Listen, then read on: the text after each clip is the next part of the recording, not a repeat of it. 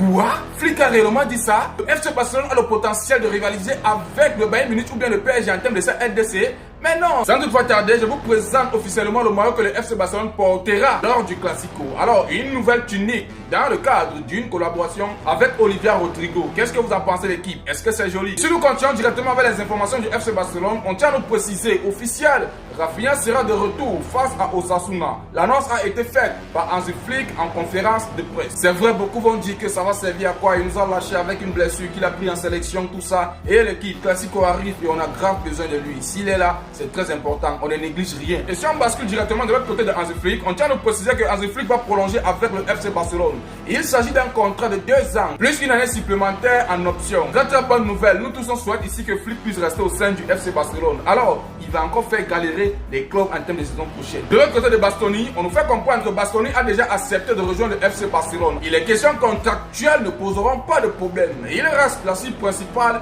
du club pour renforcer la défense. Le Barça sait qu'il devra payer environ 60 millions d'euros. Pour ceux qui me suivent, j'ai toujours eu à dire ici, je ne suis pas contre que Bastoni puisse arriver au sein du FC Barcelone. La question qu'on doit se poser, est-ce qu'il va nous aider? Au cas contraire, il n'y a pas de problème. Et ce qui m'énerve encore, quand je regarde Bastoni, je regarde directement un Luis Diaz qu'on a perdu en termes de mercato passé, là où il coûtait la même somme. Le FC Barcelone s'est permis de refuser. Et aujourd'hui, on se permet de claquer 60 millions ou bien 70 millions pour un défenseur.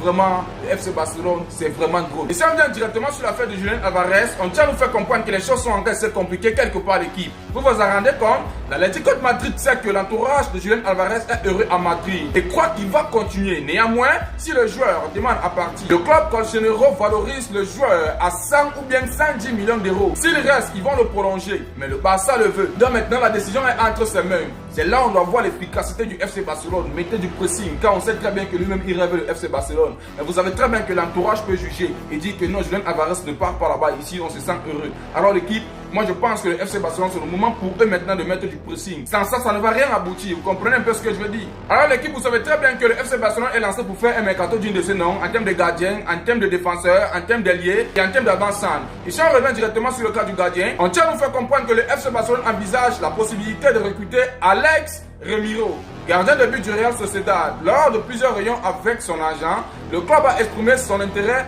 à le recruter. Remiro a un contrat jusqu'en 2027 et serait disponible l'été prochain pour environ 10 millions d'euros. Soit le Barça ira sur lui l'été prochain ou en été 2027. Très très bon choix l'équipe. Le FC Barcelone ne doit pas laisser cette opportunité. On a grave besoin d'un gardien et lui il peut nous aider. On revient directement sur le cas de Bernardo Silva. On tient à préciser que Bernardo Silva veut absolument et attend le FC Barcelone. Libre cet été, le Portugais n'écoutera pas d'autres offres. Son agent fait pression sur le club